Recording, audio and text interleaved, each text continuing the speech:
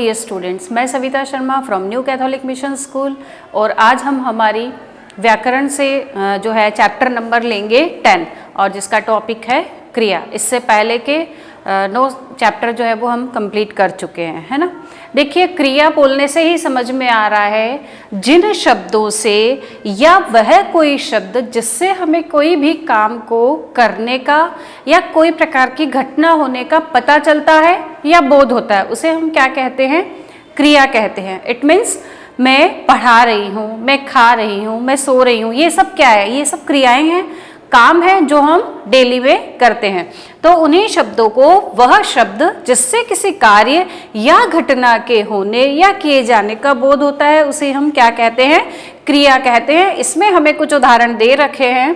किसान फसल काट रहा है, बच्चे आम खा रहे हैं, हवा चल रही, ये सब क्या हो रहा है? क्रिया हो रही है ना। देखिए, क्रिया का मुख्य रूप जो होता है वो क्या होता है? धातु होता है। धातु यानी कि मैन शब्द, जो मुख्य रूप से जो शब्द रहता है वो अलग, और उसके साथ कोई भी प्रत्यय जुड़ जाता है तो वो क्या बन जाता है? क्रिया बन जाता है। जैसे यहाँ पर हंसना है ना, तो मुख्य क्रिया इसमें धातु क्या है? इसकी हंस है। और जब हमने इसमें ना प्रत्यय जोड़ दिया तो क्या बन गया? हंसना। इसी तरह से भाग एक क्रिया धातु है और जब उसमें हमने ना प्रत्यय जोड़ दिया तो भागना, ये एक क्रिया बन गई, है ना। और इसके आगे देखिए, क्रिया के भेद हमें बताए गए हैं। क्रिया के भेद को 2 आधारों पर हम विभाजित कर सकते हैं। एक कर्म के आधार पर होता है और दूसरा प्रयोग या संरचना के आधार पर होता है ना। तो सबसे पहले हम पढ़ेंगे कर्म के आधार पर। कर्म के आधार पर भी क्या है? क्रिया के मुख्य रूप से 2 भेद बताए हैं, एक सकर्मक क्रिया और एक अकर्मक क्रिया। तो सकर्मक क्रिया कौन सी होती है? जिस क्रिया में जिसमें कर्म होता है और क्रिया के कार्य का फल कर्ता को छोड़कर कर्म पर पड़ता है, वह क्या होगी? सकर्मक क्रिया। देखिए, यहाँ दिया हमको शिवांश क्रिकेट खेल रहा है ना।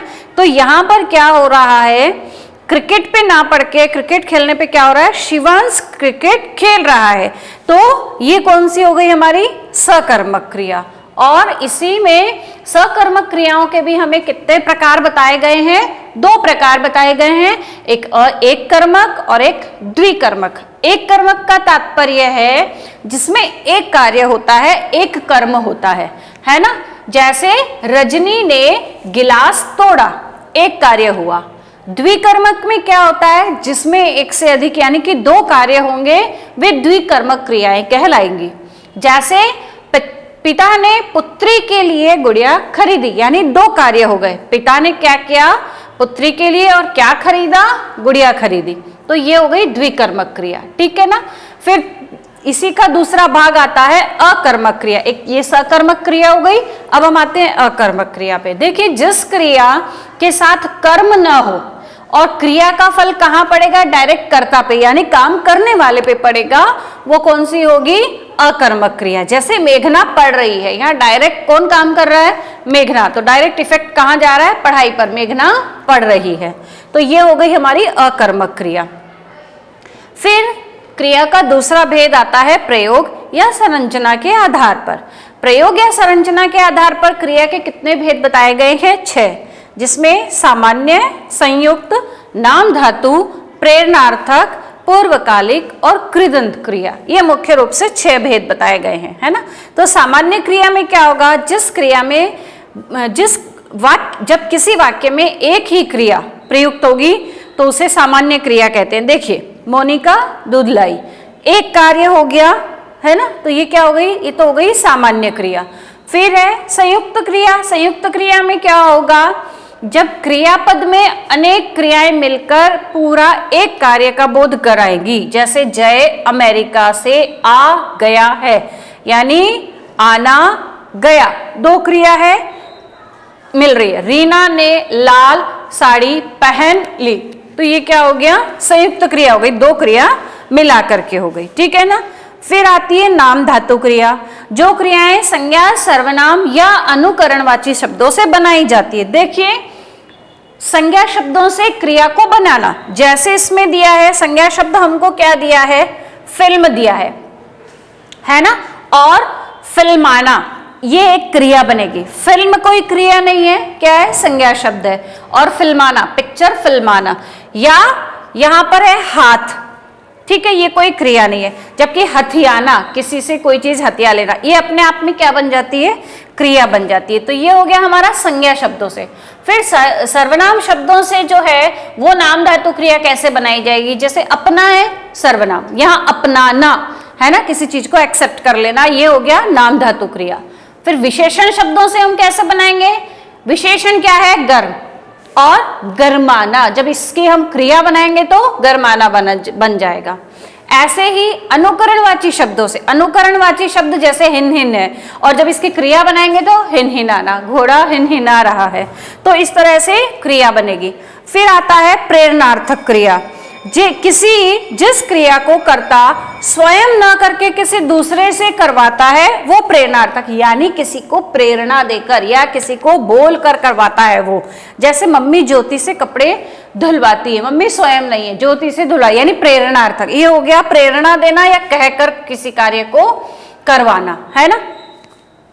फिर आता है पूर्वकालिक क्रिया। पूर्वकालिक क्रिया इट मीन्स कोई भी कार्य पहले से, मुख्य क्रिया से पहले ही कोई कार्य अन्य कार्य हो गया हो। कैसे, जैसे रमेश काम करके बाहर गया था, बाहर जाना एक क्रिया है, जबकि उससे पहले करके, काम करके फिर वह बाहर गया, तो ये क्या हो गया, पूर्वकालिक, जो क्रिया से पहले ही होने का पता चल रहा है। फिर आती है कृदंत क्रिया। देखिए, कृदंत क्रिया का मतलब है जिन क्रियाओं की रचना कृत प्रत्ययों के संयोग से होती है, वे क्रियाएं कौन सी कहलाती है, कृदंत क्रियाएं।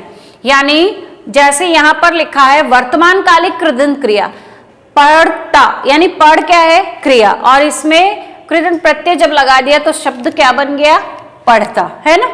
देखना अपने आप में एक क्रिया है तो देख क्रिया हो गई, और ता इसमें कृदंत प्रत्यय जोड़ दिया तो देखता हो गया, है ना। इसी तरह से अब पूर्वकालिक कृदंत क्रिया में क्या होगा, पढ़ कर, मैं पढ़ कर खाना खाऊंगी। और भूतकालिक में क्या होगा, पढ़ आ, जब इसमें आ प्रत्यय जोड़ा तो क्या हो गया, पढ़ा, मैंने 1 घंटे तक पढ़ा, तो ये हो गया भूतकालिक कृदंत क्रिया। इस तरह से कृदंत प्रत्ययों के साथ में जब क्रिया जोड़ी जाती है वे शब्द अलग बन जाएंगे, है ना। तो इस तरह से हमने देखा क्रिया में क्या होता है कि किसी भी कार्य को करना और उस किसी भी तरह की घटना का जब हमें होने का बोध होता है वो सारे शब्द क्रिया कहलाते हैं। क्रिया के जो है मुख्य रूप से जो आपको भेद बताए गए हैं उनको पढ़िए और उसी के आधार पर अभ्यास प्रश्नों को कीजिए। अगले वीडियो में फिर मिलेंगे, तब तक के लिए थैंक यू।